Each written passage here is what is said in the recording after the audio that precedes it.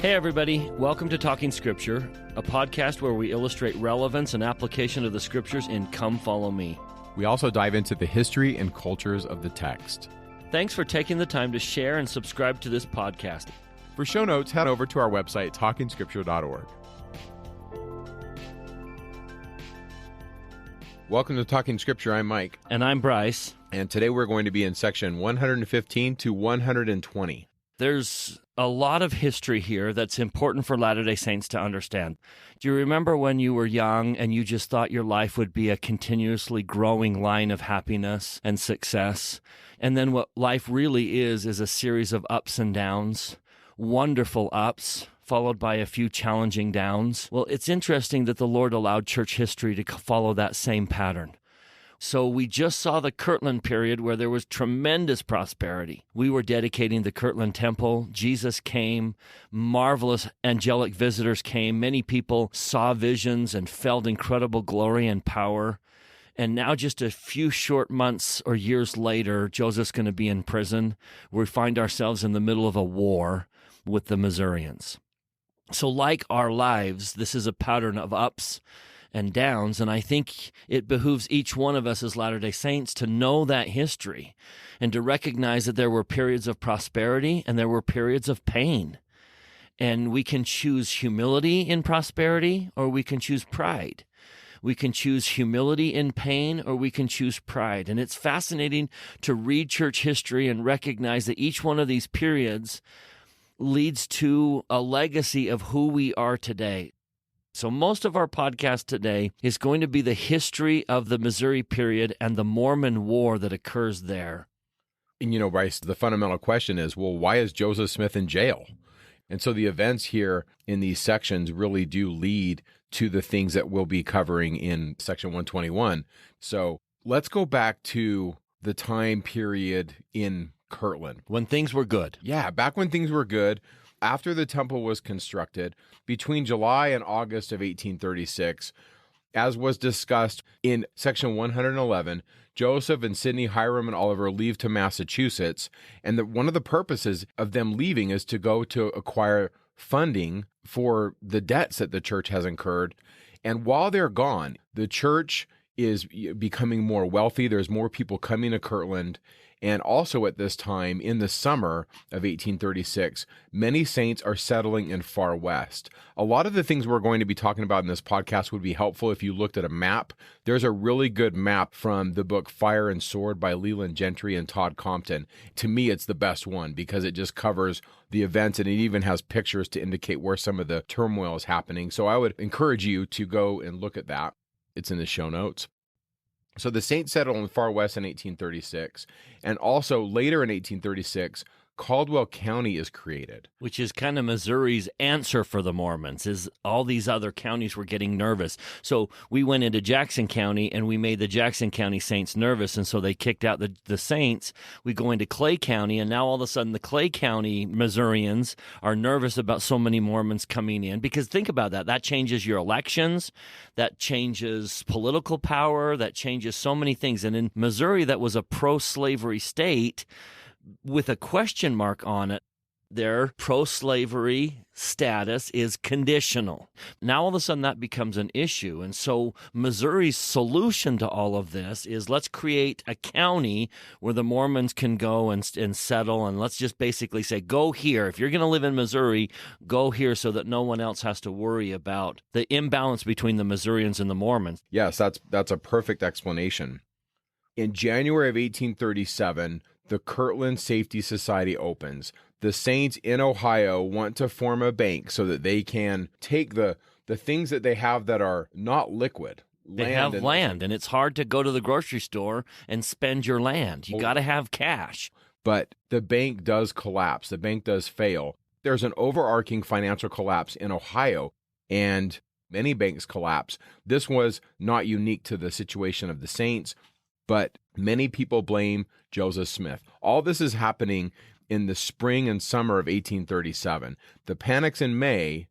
In July, Joseph Smith resigns from working with the bank. In August of 1837, a group of men called the Old Standard start causing problems in Kirtland. Some of those are John F. Boynton and Warren Parrish and others, David Whitmer. And we talked about that last time, but it's important to know that this is leading up to Joseph Smith leaving Kirtland. Many people often ask, why did Joseph Smith leave Kirtland? Well, part of it had to do with a group of saints in Kirtland who wanted to oust him.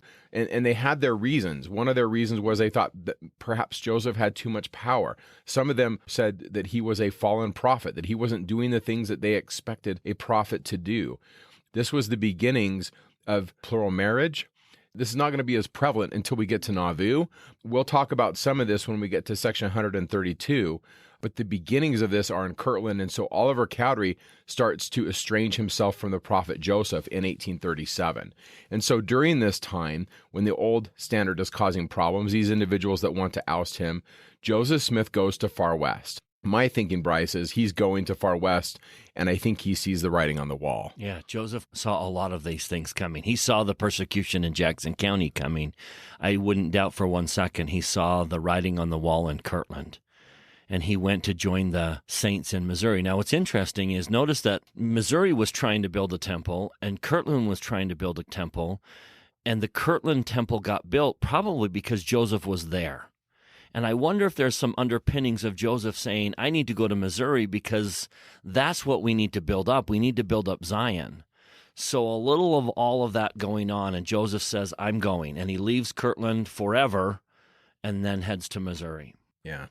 Sometime between November and January 12th, Luke Johnson, who's a member of the Old Standard, he's a member of these groups that want to take Joseph Smith out.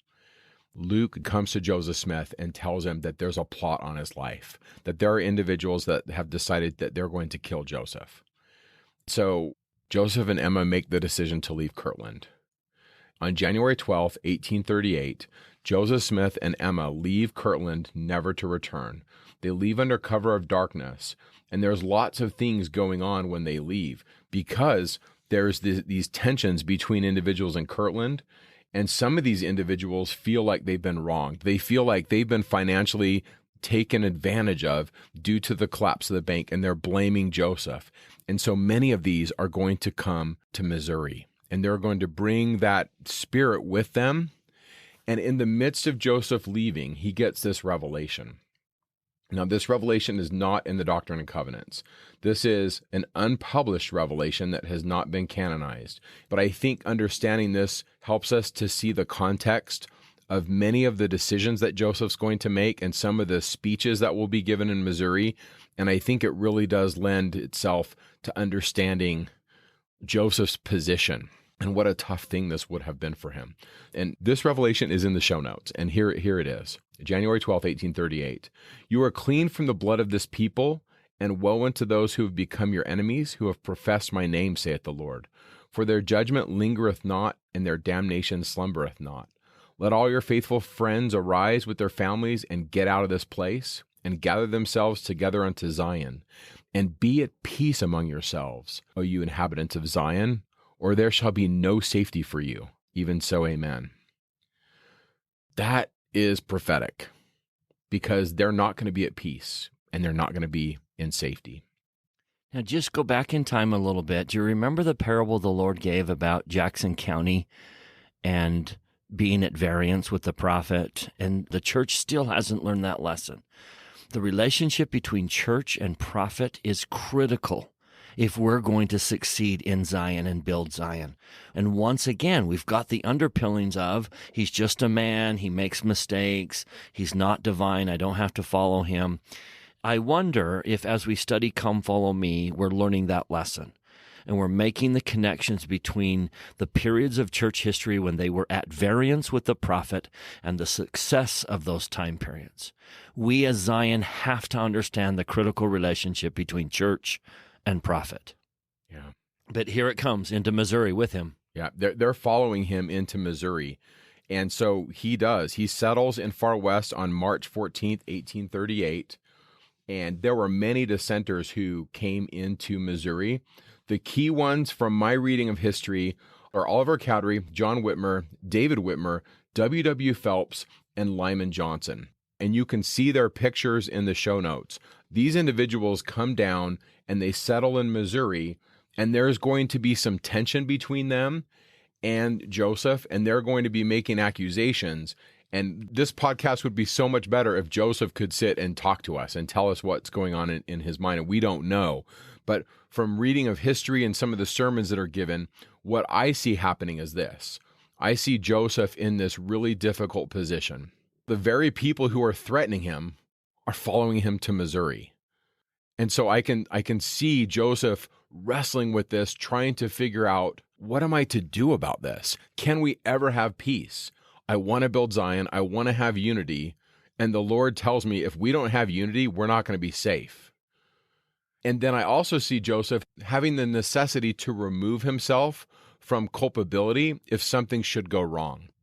We're going to see other people do things to try to fix the situation about the dissenters. And sometimes I think Joseph is quite knowledgeable of these things. And other times I think Joseph was not aware of some of the extreme things that they were doing, but the dissenters are causing problems. And Joseph wants to have Zion. And so he's got this tension. By the end of 1838, we'll see the catastrophic results. So in March, when he settles, we get this revelation in section 115. Now, the amazing thing is there's a dark cloud over this time period, and yet listen to the Lord's words in 115. They are positive, they're upbeat, a land of milk and honey. And I think we need to remember that yes, there's going to be difficult times, but with the Lord's help, we can really get through them. The thing that I love most about section 115 is that the Lord names his church. He put the name on us. Now, allow me to just pause in the history just a little bit and talk about the significance of that. I have a sweet little grandson who is just adorable as can be, and he's in first grade, and he comes home with a love note every single day from a different girl that loves him and wants him to be hers. And it drives him crazy because he doesn't want to be with any of them. So sometimes we have this idea that the church is one of those girls that wants Jesus to like him. We send love notes to Jesus, and would you please be our God? Would you please love us? Would you please be with us? That is a very different situation than God putting his name on us. I love that God named the church. Thus shall my church be called in the last days, even the Church of Jesus Christ of Latter-day Saints. He put his name on us. Much like a groom traditionally puts his name on the bride and says, I am going to spend the rest of my life taking care of you, watching out for you, loving you, protecting you, being with you, holding your hand. A groom says, take my name, and we will be together, and we will be one. And this is Jesus doing that with his church. It's fascinating to me that we get the name of Christ put upon us in Missouri at a dark period of our history, when so many things are challenging our faith. The Lord is simply saying, don't forget that this is my church. Personally, for me, I grew up in California where I didn't like being called a Mormon. That wasn't something that I liked. I think it gave people the impression that I didn't believe in Jesus. And I had friends even ask me, do you believe in Jesus? And then I would have to do all this explanation of, yes, of course I believe in Jesus. We carry his name. I also like, Bryce, how verse 5 and 6, it seems to be a shift, that the church is to arise and shine forth, and that the gathering together upon the land of Zion and upon her stakes may be for a defense. There's this shift where we're going from gathering to the center stake to now we're gathering to stakes. And then later, after we're cast out of Missouri, the Lord tells them, your sacrifice is sufficient, and we'll gather where we need to gather. And so I see today we gather in stakes where we live. If you live in Mexico City, you gather there. Now, another thing on this that's interesting is the Lord says in verses 8 through 16 that they're to build a house. And remember, the saints are gathering in far west. And he says, you're to build a house, and you're to start in July. That's verse 10. And then in 1 year, you're going to recommence laying the foundation. And so that's going to be in April of 1839. Now, what the people don't know is they're not going to be in Missouri. And Joseph will be in prison. Yeah. Just barely getting out of prison in April of 39. So we're going to fast forward briefly to 1839 when they're to lay the cornerstones. So in April of 1839, the saints are scattered. They've gone to Illinois. We've had the Mormon War of 1838, and we're not allowed in Missouri. The governor has basically said, we're going to kill you if you're here. So the question that they have at the time is, are we going to follow this revelation? Are we going to, verse 11, in 1 year from this day, let them recommence laying the foundation of my house? I mean, the revelation is very specific in section 115, 1 year from this day, and the date is April 26th. And Brigham Young, as the presiding member of the Quorum of the 12, gathered together the apostles, and he says, what do you guys think? So after they counseled together, Wilford Woodruff says, as the time drew nigh for the accomplishment of the work, the question arose, what's to be done? Here is a revelation commanding the 12 to be in Far West on the 26th day of April to lay the cornerstone of the temple there. It had to be fulfilled. The Missourians had sworn by all the gods of eternity that if every other revelation given through Joseph Smith should be fulfilled, this one would not be. For the day and date being given, they declared would fail. The general feeling in the church, so far as I know, was that under the circumstances, it was impossible to accomplish the work. And the Lord would accept the will for the deed. And so what happened? As they counseled, Brigham Young said, we're going to do it. We're going to go and we're going to fulfill the revelation. So they did. They walked all the way down, and under cover of darkness early in the morning, they set the stones. Wilford noted that they fulfilled section 115's command to begin laying the foundation for the temple. They rolled a large stone to the southeast corner site, and then Wilford Woodruff sat on the stone as the apostles, led by Brigham Young, ordained him to be an apostle. And he's going to, under that apostolic call, go to England and preach the gospel. Another man who's there, a young man by the name of George A. Smith, he's now 22 years old. He is ordained an apostle. And so each of the apostles prayed, and then Alpheus Cutler places the cornerstone, as Wilford Woodruff put it, in consequence of the peculiar situation of the saints.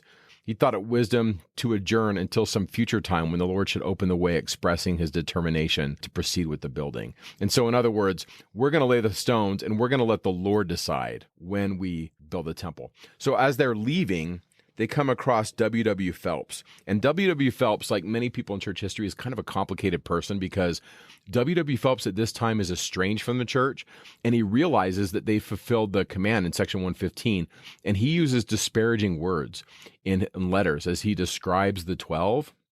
And as I read these, it pulls at my heartstrings because I can sense his pain and his anger. And yet, W. Phelps comes back into full fellowship and does great things for the church. And so I see examples of a pendulum of his heart, where at this point in 1839 of April, he's estranged and he's so bitter. But then later, he comes back. And if you read some of the things W. Phelps writes, he writes some things that are just so inspiring. And I see how the Lord can work with us. If you have somebody who's in a dark space, like W. Phelps was in 1839, it doesn't mean they're going to stay that way. We are not who we are on our worst day. And the reconciliation of W. Phelps and Joseph Smith is one of the most beautiful insights into Joseph's character.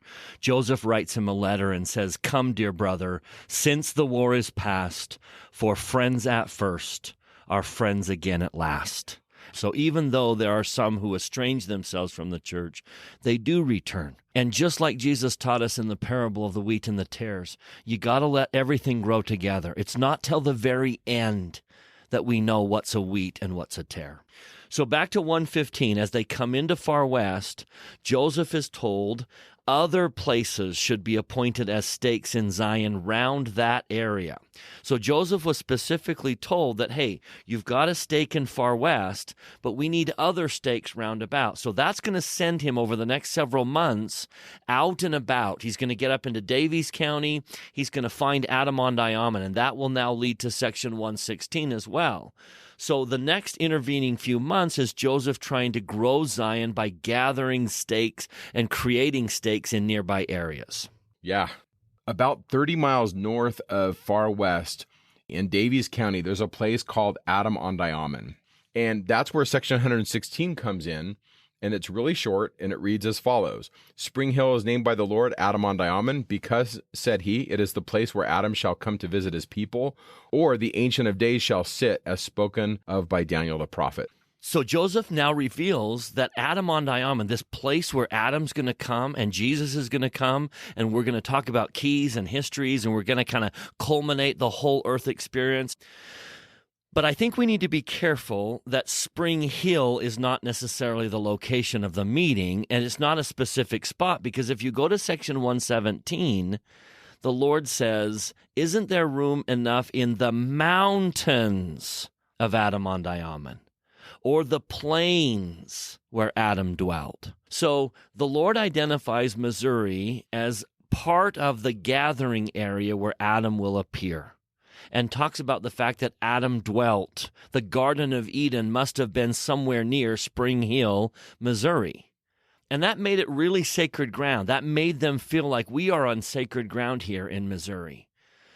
I'm going to encourage you, the listener, to go to the show notes to read some of this, because Hugh Nibley actually has quite a bit to say, because you have that word Ahman, which can mean God, and then he, in One Eternal Round and other books, he ties that into the Egyptian name for God, which is Amen.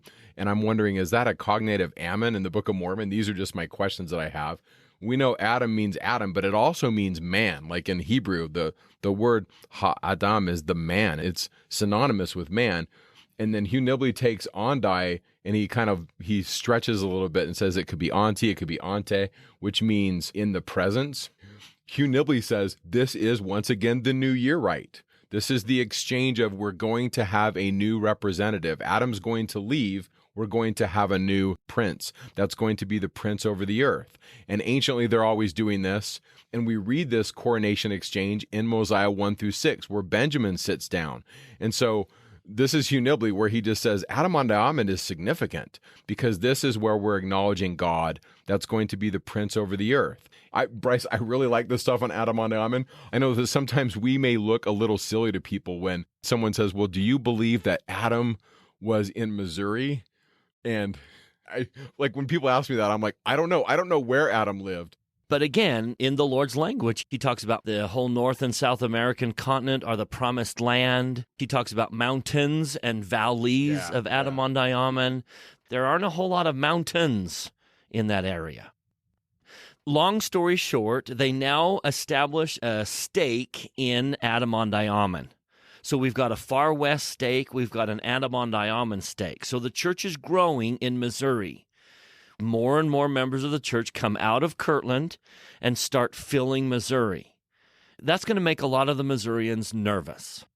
And I think that's understandable. I think we need to just simply say, boy, if a group of people were to move into my neighborhood in mass numbers and there's elections for different political positions, I think we can understand why the Missourians are getting nervous. Now, one issue that we need to keep in our minds is the issue of slavery. Missouri had been declared an exception to the rules as a pro-slavery state to balance out Maine that came into the Union. So everyone knows that their pro-slavery status is conditional. And here comes thousands of Mormons. When Joseph Smith arrives in Far West, there's nearly 5,000 members of the church there. Now, we're going to do some things wrong. The Missourians are going to do some things wrong, and it's going to get really ugly. But this was a sacred place, and I love that the Lord just kind of pauses and says, let's expand, let's grow. And Joseph does that. And so, like Bryce said, as the saints are expanding, the people that live south in Jackson County and in another county called Ray County, specifically in a town called Richmond, there starts to be some rumblings about the influx of members of the Church of Jesus Christ of Latter-day Saints that the Missourians are going to call the Mormons. As I read their writings, they don't refer to us as members of the Church of Jesus Christ of Latter-day Saints. Our enemies refer to us as Mormons. And Bryce, I think part of it is if we can dehumanize the enemy, they're easier to kill. And so during this time period, we get into some difficult things. One of them is what's called the written resolution to the dissenters. And this is in June of 1838. And this is also the beginning of a group of people that will call themselves the Daughters of Zion. And then they'll change the name of their group to the Sons of Dan or the Danites. So the Daughters of Zion, or the Danites, as we're going to call them from here on out, are a group of members of the Church of Jesus Christ of Latter-day Saints. A little zealous. Let's Let's be clear. They're a little zealous. Yeah. And we're going to purge and we're going to clear out all the dissenters. Yeah, that's kind of their approach. We're going to take them out. And some of them in their meetings propose even killing them. And in these meetings, there's some individuals there that share what happens in these meetings because we have their writings. And one of them is a man by the name of John Corrill that I'm very sympathetic to. I read John Corrill's writings and I feel his spirit, his love for the gospel, but he also has this really unsettled feeling about some of the things the Danites are saying. These Danites, they don't take any action right away against the dissenters, but then in June of 1838, Sidney Rigdon is going to preach what's known now today as the Salt Sermon. And in this speech that he gives, he denounces these dissenters that are in Missouri. And he compares them to the salt that Jesus spoke about in the Gospel of Matthew, that if the salt has lost its savor, it must be cast out and trodden under the feet of men. And so Sidney Rigdon accused these dissenters in Far West of seeking to overthrow the church and committing all kinds of crimes.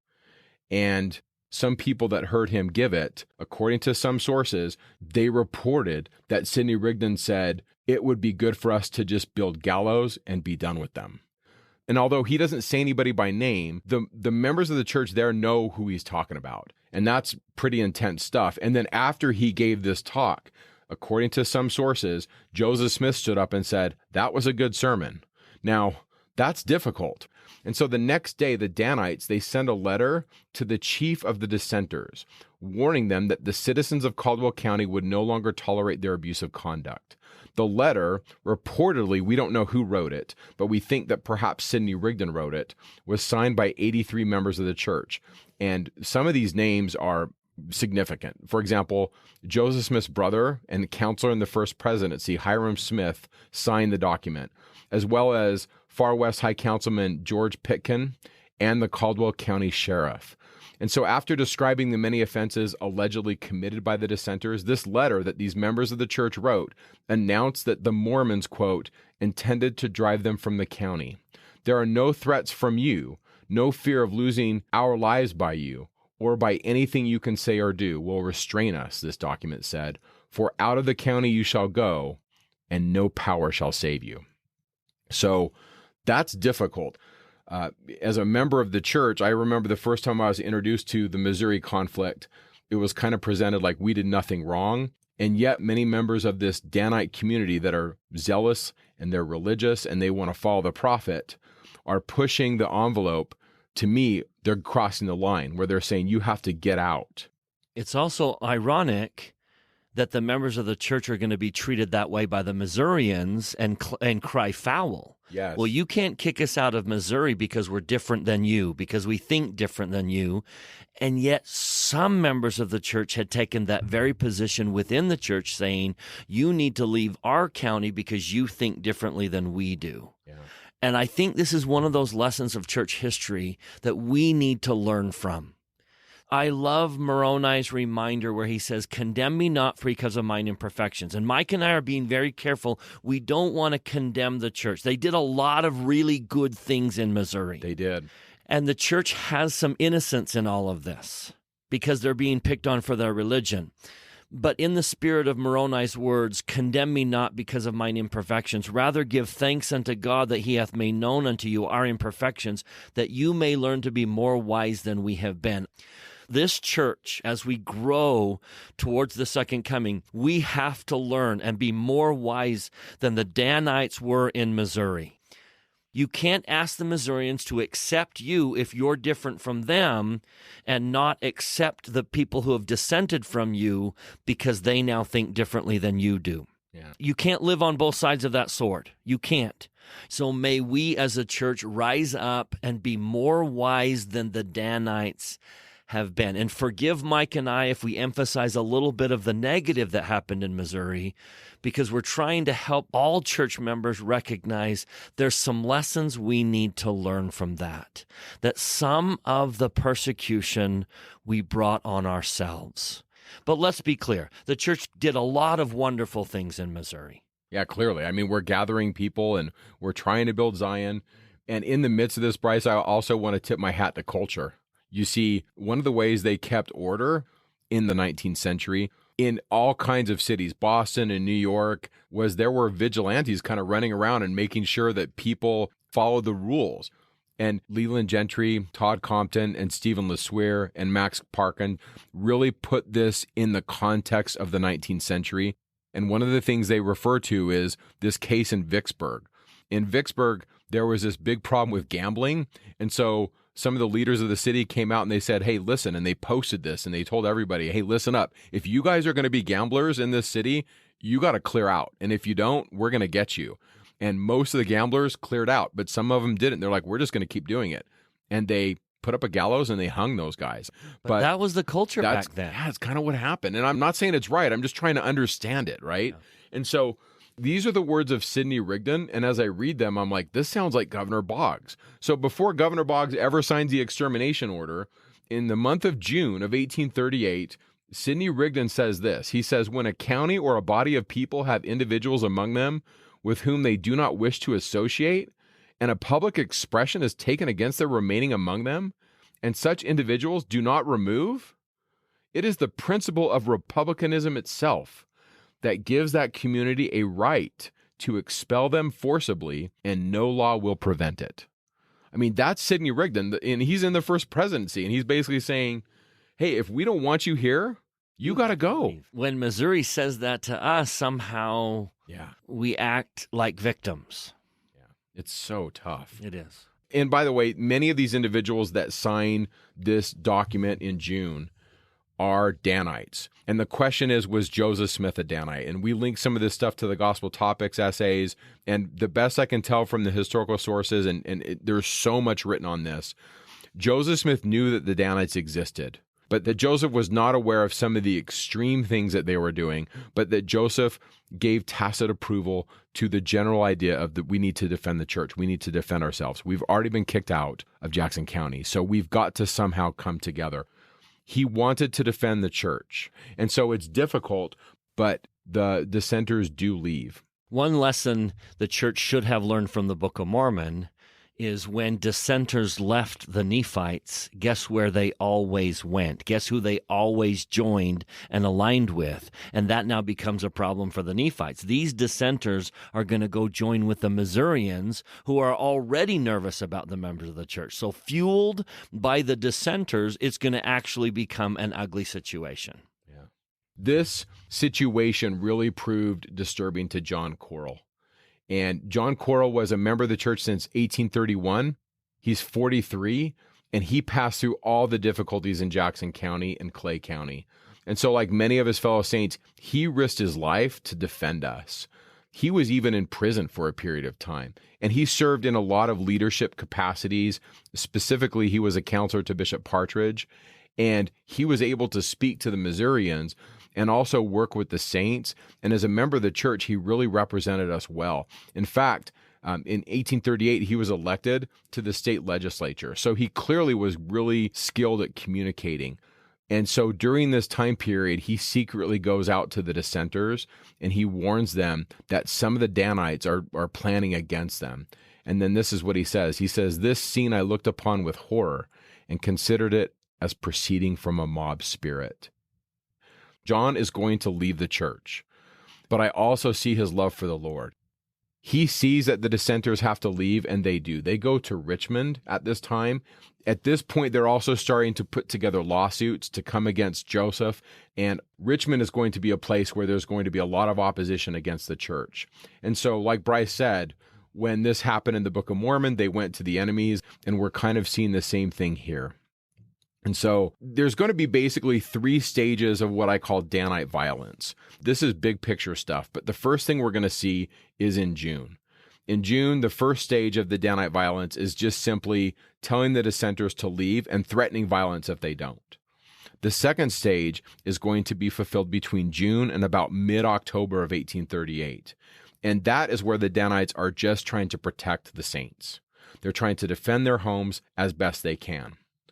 After about mid-October, the Danites start to attack back. They start to execute their own violence against the Missourians. I think the first couple of stages we can understand. The third, I think is more difficult. And yet we've all had experiences where we've been wronged and then finally we snap. And I think the Danites kind of represent that part of humanity. One of the main, most militant members was this guy by the name of Sampson Avard. And my take on this is that Sampson used the approval of Joseph in this idea of defending, but that he took it too far. We don't know a lot about him prior to his connection to the church. We know that he was a former Campbellite preacher, and he joined the members of the church in 1835 and served a mission, and was also a member of the Far West High Council. Although he never held top position as captain general of the Danites, nearly every source that we read agrees that he was the teacher and active agent of the society. And most sources assert that he was kind of sketchy, or that he, in the words of these people that knew him, that he was a, quote, first-class scoundrel. Lorenzo Young considered him to be a dishonest or hypocritical man. And then Mormon Judge Elias Higbee, who served as captain general and Avard's superior in the Danite organization, described Avard as, quote, a man whose character was the worst I ever knew in all my associations or intercourse with mankind. So Higbee, as well as most Mormons, however, had little critical to say about Avard until after his disaffection with the church. The individuals that we found historically that do struggle with Avard before Avard leaves and attacks the church are going to be John Corrill and Thomas B. Marsh. So John Corrill and Thomas B. Marsh take this position that I do sympathize with. And the position is, how can I be a faithful member of the church, but I see this extreme branch in the church, and it almost seems as if Joseph Smith approves of some of these actions. Joseph Smith approved of the salt sermon.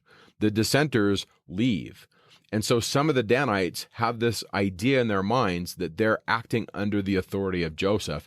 And my contention is that Avard uses this assumption to push them to do things that Joseph would not authorize. Now, it's messy. It's complicated. History can be difficult. But know this, after Joseph is arrested, there are court cases and witnesses are brought forth. And this is important to know, that after this happens, Sampson Avard points the finger at Joseph and says, Joseph is commanding this. Joseph is the one. And this is where I disagree with him. And I say, no, I think Sampson, some of this is you. And then we get into the fog of war. I mean, what does a general really know that his people are doing in the midst of war? There's all kinds of things happening in the fog of war. And so I want to give Joseph a pass on this, but I also realize that it's complicated and it depends on who you listen to. And so that's a little bit about Sampson Avard. That's a little bit about the Danites, at least as it pertains to June of 1838. We're a couple months away from the real bloodshed happening, and 4 of this week's Come Follow Me sections are all revealed on one day, July 8th, 1838. Section 117, 118, 119, and 120, all on the same day. So allow me to pause in the discussion of the history of Missouri. In the middle of this time period, the Lord reveals to me one of the most important messages in the Doctrine and Covenants about who He is and what He expects of us. It's a gem in section 117, and I plead with you as you read these chapters, don't get so caught up in the Mormon War and the history that you brush over what's going to be said to Oliver Granger. Oliver Granger has an impossible assignment. Like some of you receive. I know missionaries who are called to places on this earth where they know they're not going to have a whole lot of success. I have dear friends and I have students who have been called to missions where they probably will not baptize a single person. Oliver Granger was given an impossible task, and that was to sell the properties for as much as you could, to advocate for the first presidency, and sell the properties for as much as they possibly could. Well, given how much they were hated by the people left behind in Kirtland, that's going to be impossible. But Oliver Granger is going to do his very best, and the Lord's going to pay tribute to Oliver Granger in a way that I think every one of us needs to hear. The Lord says, I remember my servant Oliver Granger. Wherefore I say unto him that his name shall be had in sacred remembrance from generation to generation, forever and ever. Verse 13, let him contend earnestly for the redemption of the first presidency. And when he falls, not if, when. The Lord knew it was an impossible task. but I need it to be done, at least attempted. When he falls, he shall rise again, for his sacrifice shall be more sacred unto me than his increase. And I wish I could just scream that out loud to every Latter-day Saint. God cares more about us getting up when we fall and trying again than how much land we cover. He's not interested in the distance we go, but the number of times we stand back up, wipe ourselves off, and try again. When you fall, rise again, because your effort, your dedication, your sacrifice will be more sacred to God than your increase. If you get called on a mission to a land where you know you're probably not going to baptize, and you do your very best, and sure enough, you didn't baptize very many, it's the same situation, because your efforts are more important than your accomplishments, your overall accomplishments. Now, that is the God that we worship. And I don't know where this perfectionism came from in the church. I don't know why so many young Latter-day Saints struggle with this idea that they have to be perfect. They tear themselves up when they fall short. This is the different God. This is a God that says, you fell. I kind of saw that you would. Now, get back up, because your effort to rise again and try again is more important to God than what you would have accomplished had you not fallen in the first place. Right. So I like that you point these out, because it seems like this isn't just one place. No, it's all over the Scriptures, and yet somehow we have this idea that the Scriptures demand perfection. I think we see the ideal and we all want it. And I get that. And I love God so much, I want to give him my very best. Yeah. But what we have to understand is that he's not worried about winning the race and getting the fastest time. There's no extra prizes for getting to the celestial kingdom first. It's all the same prize. That verse is worth its weight in gold. It is just one of those that we have to pause in this history and hear the Lord say. Now, applying it to that history, has the church learned from Missouri? Have we gotten ourselves back up, and are we moving forward smarter and better because of the mistakes that have been made in the past? You know, another thing that's interesting about Section 117 is the tough position that Joseph's in. Not all of the members of the church who stayed faithful to the church left Kirtland. Among them are William Marks and Newel K. Whitney. And the Lord is going to call them to Missouri and just basically say, look, don't envy what's a drop in the bucket. Don't worry about your properties. Let them go and come. This probably would have been difficult for Joseph to give this revelation to them because they were his friends. Joseph is in what I would say oftentimes untenable positions. And the Lord says, no, this is where we're going. And sometimes it's just one of those things where he has to have really difficult conversations. The Lord says in verse 2, to awake, arise, and come forth and not tarry. And then a couple times in this section, we read things like, for I, the Lord, command it, or verily thus saith the Lord. This is Stephen Harper. He says there's a fascinating dynamic to this section. No other revelation, no other scripture, in fact, uses the words, thus saith the Lord, as often. Some Old Testament prophets use the phrase nearly as often. In section 124 and 132 use it frequently, but its high frequency in this section may tell us something about Joseph's awkward position. You see, these were his friends. And I can't imagine the position of having to be someone's friend, and yet the Lord is speaking directly and very pointedly to them to stop tarrying in Kirtland, to stop waiting in Kirtland. That would have been difficult. So that's big picture section 117. Section 118. So 4 new apostles joined the Quorum of the 12 in section 118.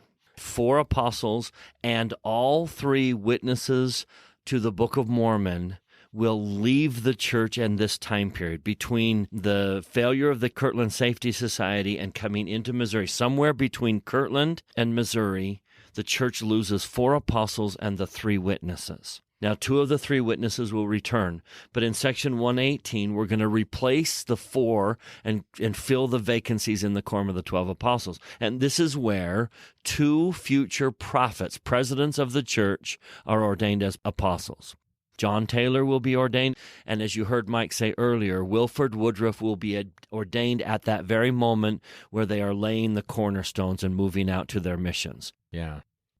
Now, the next section is the tithing law. So going into Far West, in order to fund the new construction. Now, you remember, section 115, Joseph was told he can't go into debt for any new temples. So build a temple in Far West, but you can't go into debt for it. So how in the world are we going to fund a temple that we can't go into debt for?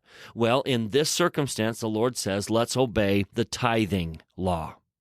So manifest the law of consecration this way right now, and that is to obey the tithes portion. So let's be clear here. There's the law of consecration. There's the law of tithing. It's not either or. It's not, oh, well, now the Lord gives the law of tithing, so we've eliminated the law of consecration. I remind you about section 138 versus section 42. In section 38, we get kind of the inner law of consecration and the inner requirements to live the law of consecration. And then in section 42, the Lord gives the outer united order, so to speak. So the law of consecration is not replaced by tithing. It's not one or the other. It's we all are under covenant to obey the law of consecration. That's an eternal law. But how we manifest that law might change according to our circumstances. In one circumstance, the Lord would say, give me all that you have, and I'll return a stewardship to you that you then take care of. In another circumstance, I'm going to obey the law of consecration by fulfilling what is currently required of me, which is 10% of my income. But it all stems from the law of consecration that we are under covenant to obey. How that law is manifest can change from time to time. So currently in the Church of Jesus Christ of Latter-day Saints in 2021, we are still under obligation to obey the law of consecration. But we manifest that by paying 10% of our income annually. So this was a law given in Far West to help fund the purchase of the lands and the cities and the temples that we're now going to build in Missouri. Well, that we wanted to build in Missouri. And by the way, everything that you read in section 119 just carries over into section 120. Because we need someone to be in charge of those funds. These are sacred funds. President Gordon B. Hinckle used to keep on his desk a widow's mite. And I remind you of the story in the New Testament about the widow who threw in just a teeny coin. She threw in a mite. And Jesus says that widow has paid more into the treasury than all these rich people did because she gave of her want. She gave of her need. So President Hinckley would keep a widow's mite on his desk to remind him constantly of the widow who pays tithing. And so a council was put in charge of how we spend tithing funds. And that's section 120, the calling of a council to make sure these tithing funds are spent wisely. And I love that this church considers it a sacred obligation to account for the tithing funds. And every single year in April General Conference, they ask an auditing firm to come in, independent of the church, to say, would you please tell the world what we have done with the tithing funds that have come in? The Council on the Disposition of the Tithes takes our tithing very serious and spends it very wisely. It's disposed of or taken care of or dispersed by the first presidency of the church and the presiding bishopric, his council, and the Quorum of the 12. So those are the sections. We're going to continue with the history because this is what leads up to section 121, which is next week with Joseph in Liberty Jail. If you're reading the Doctrine and Covenants sequentially, and you hit 119 about tithing, and 120 about the council that disperses the tithing, and then all of a sudden, the next section, Joseph Smith is in prison, you're going to wonder what is going on. The rest of this podcast is going to fill in the gap between this revelation of tithing and all of a sudden Joseph Smith ending up in prison.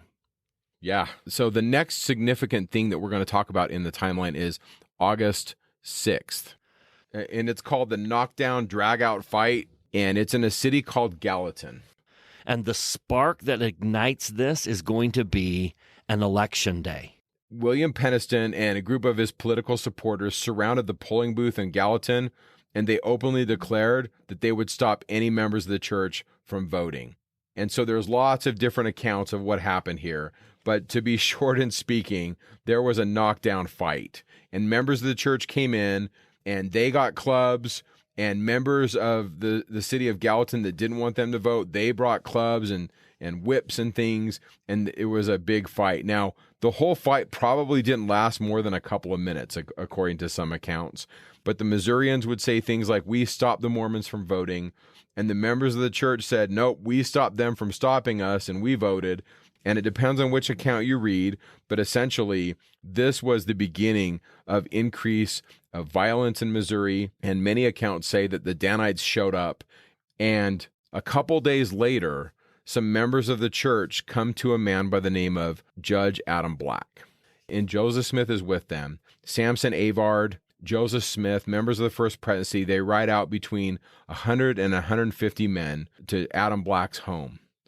And according to Joseph Smith's own sworn statement, I'm just going to read part of his statement.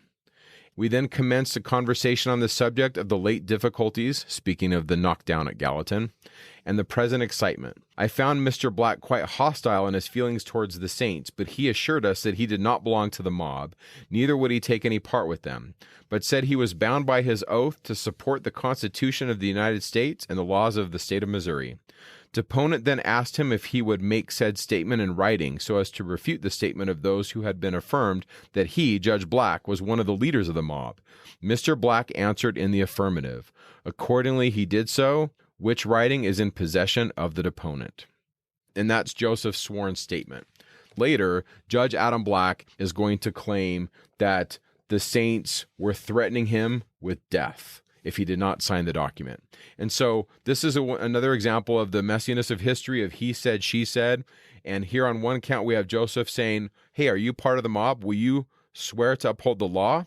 And then we have Judge Black after the fact saying, hey, these members of the church, they came and threatened my life. And these stories are swirling around. This is going to lead to the violence against the saints, and it's also going to lead to them retaliating. And so that's in August. Now we get to October. There's a lot of dominoes that fall very quickly in October. At the end of this, Joseph Smith will be in custody. Yeah. So on October 14th, Joseph Smith gives a sermon.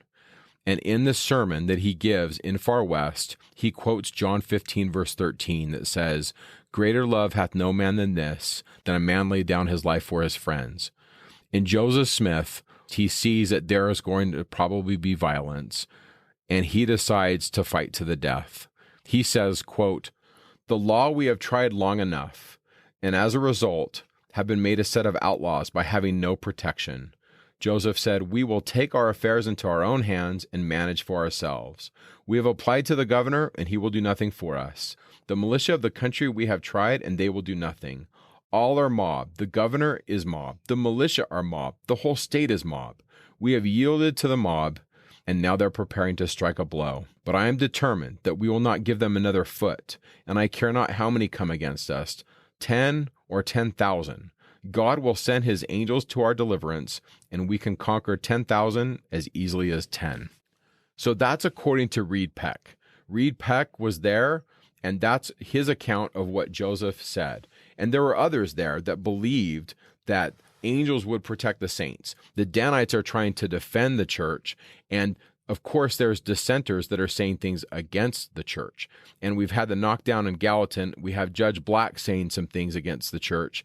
And then we get to October 16th and 17th. And this is where we start to see a pivot. Many saints in outlying areas start to have their homes burned. And so now these individuals are now homeless, and they're coming into Far West and other settlements with reports that Missourians are burning down their homes. And so as this is occurring, there are many Danites that are saying, we're going to defend, but we're also going to go on the offensive. And so at this time period, we get a letter from Hyrum Parks. Now, who is Hyrum Parks?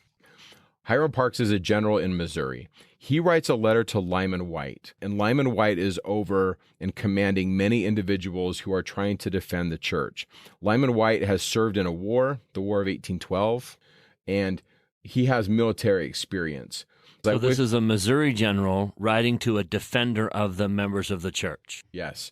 In this letter on October 16th that he writes to Lyman Wight, he gives him permission to defend the saints. Now later, Parks is he's going to flip. I like Parks. I think in a lot of cases he defends the saints, but it's messy. Like later he's going to say things that are perhaps considered negative. But on this day, he gives Lyman Wight the authority to defend the saints.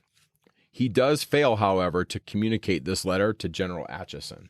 General Atchison is also in charge of a group of the Missouri militia. And General Atchison, if we remember, was also an attorney for the saints. So he's very sympathetic towards the Latter-day Saint cause, but he's also trying to follow the commands of the governor of the state of Missouri. So the first move of the saints in retaliation against this violence is going to be had on October 18th. And on October 18th, many of the Danites go into Gallatin and they burn it to the ground. Which is where the battle, the knockdown battle occurred on Election Day. Yeah. And now we're October 18th, so a couple months later, we retaliate by going into Gallatin and burning the place down. Yeah. They don't just burn it down, but first they go into the stores and they remove items from the stores, blankets and merchandise. Joseph McGee's shop is burned to the ground. According to many accounts, David Patton's men retrieve a cannon that they bring in to our possession. And at this time, Gallatin is burning to the ground, and it's the Danites that are doing this. Now, in their defense, the Danites are going to say, we're taking these things from the store, and we're doing to you what you've done to us. We have to feed our people, and you're destroying our lands and our crops and those things. But clearly, on October 18th, the Danites do execute violence against Missourians. Oliver Huntington, who's 15 at the time, he sees the Gallatin raid, and he says later, some people might ask why we took their cattle and sheep and their honey. And he says, for this it is plain and evident that when they had taken ours and driven all of what we had out, and as we are at open hostilities with each other, and we must have the privilege or take the privilege of retaking as much as they took from us, or in other words, we must live. And if we cannot live in peace, then we'll live in war. And if we must live in war, we must have something to eat. And so that's Oliver Huntington's account. And he clearly was an eyewitness. He's a faithful member of the church, but he's trying to give context to what both sides are doing. There's more plunder in October. There's another town called Millport, and it depends on which historical source you read, but the Missourians say that we burned Millport, and many of the Danites and many of the members of the church say that no, the Missourians burned Millport. They burned their own houses. And what's fascinating to me as I read this, both sides are accusing the other side of burning their own houses down. And I have a hard time with this because in the middle of October in 1838, it's snowing. And I'm thinking, if I'm living in Missouri and there's violence and it's snowing and it's cold, I'm probably not going to burn my own house down. But I don't know. I wasn't there. But everybody's saying this. So I don't really know what to do with Millport. I think it's easy to say we did what we did in Gallatin because our own people are saying it, Bryce. I think that's fair. I think that's fair. And it's at this time when Thomas B. Marsh and Orson Hyde, two members of the Quorum of the 12 Apostles, decide to secretly leave the saints on October 20th. And for some time, Thomas has been at odds with the church. And Orson Hyde, as it later developed, was sick with a violent fever. And so this may excuse his actions. But what's important to note is they take out an affidavit, which is a legal document, and it's basically like a testimony under oath. And they write this out against the church and give it to the people that take it to the governor of the state of Missouri, Governor Boggs. I'm just going to read part of that affidavit. They have among them a company consisting of all that are considered true Mormons, called the Danites, who have taken an oath to support the heads of the church in all things they say or do, whether right or wrong. Many of this band are dissatisfied with this oath as being against moral and religious principles. So clearly they're counting themselves as against it. So then they say this about Joseph. This burning, the burning of these places, was done secretly, and at the same meeting, I was informed they passed a decree that no Mormon dissenter should leave Caldwell County alive, and as such, if they attempted to do it, they would be shot down and sent to tell their tale in eternity. In a conversation between Dr. Avard and other Mormons, the said Avard proposed to start a pestilence among the Gentiles, as he called them, by poisoning their corn and their fruit, and saying it was the work of the Lord, and said Avard advocated lying for the support of their religion, and that it was no harm to lie for the Lord. And then he goes on. But essentially, in this affidavit that is signed and documented on October 24th, 1838, and it's also signed by Orson Hyde. Thomas Marsh drafts it, and then Orson Hyde writes at the end of it, he says that most of the statements in the foregoing disclosure of Thomas B. Marsh I know to be true. The remainder I believe to be true. Now, you can't underestimate the power of that document. That document that the governor has in his hands is from members of the Quorum of the 12 castigating our faith. The inner circle. Yeah. And the governor at this time is getting other things, other letters. Another judge, Judge Ryland, writes a letter to the governor, and he says in this letter that the Mormons need to be removed. Another report that's given to the governor is the Battle of Crooked River. So David W. Patton and a group of members of the church get involved in a skirmish in what is historically today known as the Battle of Crooked River. Reports had come to David Patton and others that there were members of our church that were told to get out of their homes, and Commander Boggs of the Missouri militia goes into these homes, and he threatens members of the church, and some of them are taken prisoner. And so David Patton and his men go to rescue them. And when they do, there's gunfire, and 3 of our individuals are killed. David Patton being among them, O'Bannon and Carter being the other 2. And 1 Missourian is killed, a man by the name of Moses Rowland. And the Battle of Crooked River is going to be another report that's given to the governor. And rumors are flying like crazy. In fact, one rumor comes to the governor that the Mormons wiped out the entire company of men. And that's just not true. Like 1 Missourian died. And if you remember what we talked about, like the zealotry, the religious zealotry happening in Salem, how rumors can just kind of take their own legs. And so as this is happening, he gets this report, and he gets the report from Thomas B. Marsh, like the president of the Quorum of the 12, that says, hey, the Mormons, they're marching against the state. They want to take over Missouri. And Governor Boggs is then going to issue the order on October 27th, 1838, the Executive Order 44. The Extermination Order. Yeah. Because in it, he says that the Mormons must leave the state of Missouri or be exterminated. It's really difficult. A United States governor issued an executive order saying that Mormons must leave the state of Missouri or die, be killed. Yeah. 3 days after the order had been signed, the Haun'sville Massacre occurs. And from the sources that we have, the bulk of these individuals that are executing violence against the saints are actually from a county east of Caldwell County called Livingston County. And they have not even had dealings with us. And the saints that live at Haun's Mill, they've been warned about some of this violence, but they didn't think something like this would happen. But they had a couple guards out, just in case. And the idea was if they are attacked, that they could come back into the blacksmith shop and defend themselves. And these individuals who come from Livingston, very few of them communicate after the fact what happened. I mean, obviously you can see why. You go in and kill men and women and children, many of them defenseless. I could see why they don't talk about it. But one individual from Livingston County did later report why they attacked. And I found this interesting. He said, we were under the assumption that the Mormons were going to invade Livingston County and take it over. Now, I don't know where he got that. I can't trace it. But this is once again where rumors can spin out of control. And, you talk about fake news. I mean, there was fake news in 1838, just like there's fake news today. And just like today, fake news can cause, all kinds of problems. And so there's some great stories of faith with Amanda Barnes Smith and some of the things that she goes through as she rescues her son.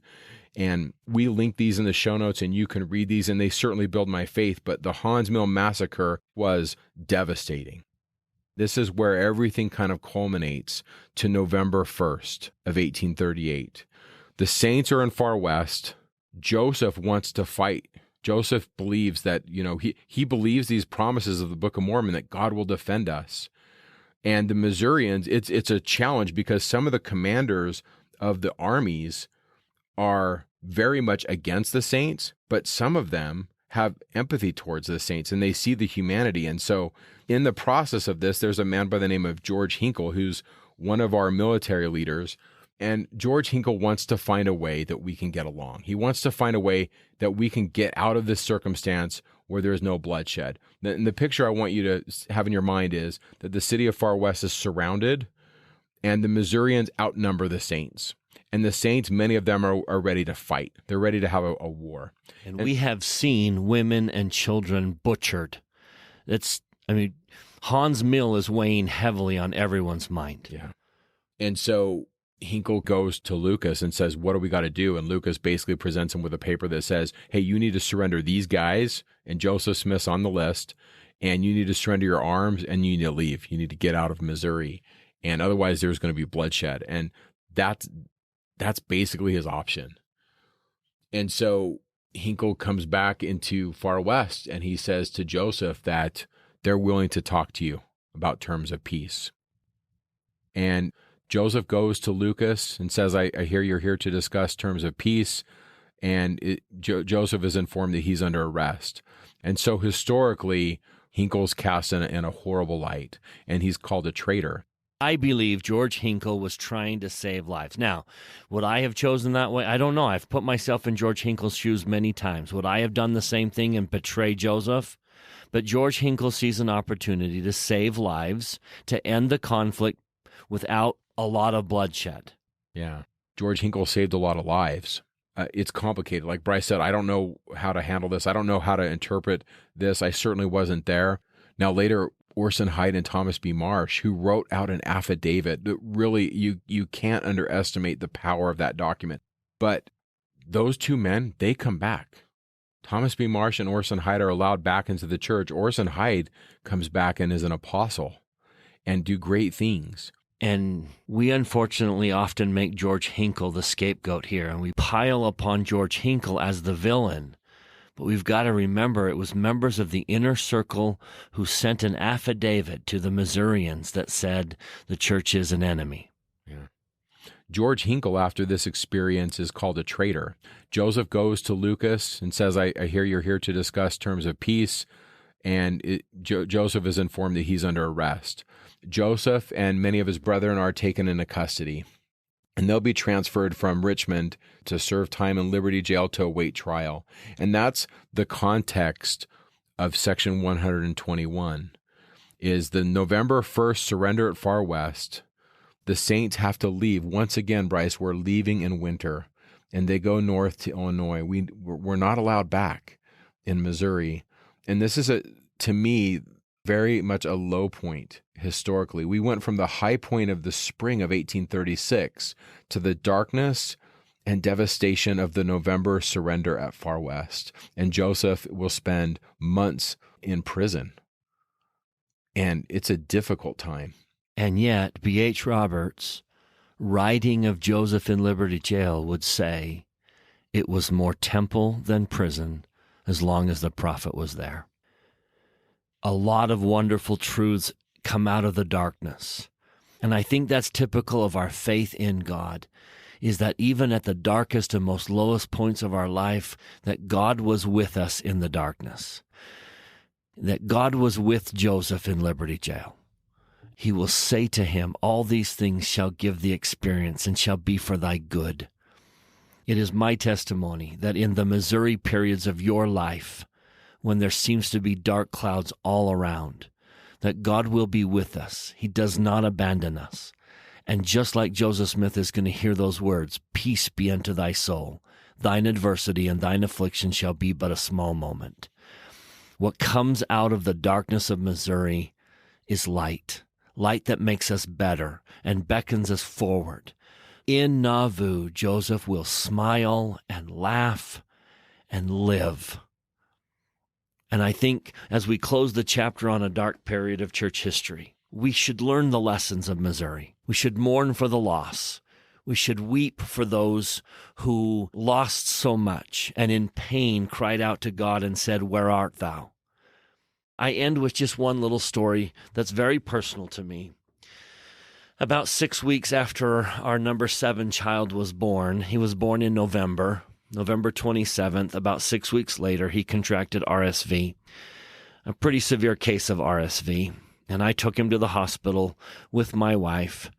It was late at night, one Saturday night in the middle of a January, and the doctor came in and suctioned him out, and that little baby screamed at the top of his lungs. My wife had to be excused from the room. She couldn't hear him screaming. They put a cannula on our son, and eventually he calmed down, and I am holding my 6-week-old son who's just been screaming at the top of his lungs as my wife walks into the room, sees a cannula on her little baby, and loses it. And now I'm trying to comfort my wife on one side and a 6-week-old baby on another side in an emergency room exam room at Primary Children's Hospital deep in the darkness of winter in January. It was a hard day. A few months later, that little boy, now fully healed, happy, growing like crazy. It's now summertime. He wakes up early, and I get up with him. Crack of dawn, sun just barely coming up. I took him outside and sat on a bench on our front porch as the sun was rising. And there I was, holding this very healthy boy who had fully recovered from RSV. What a beautiful morning.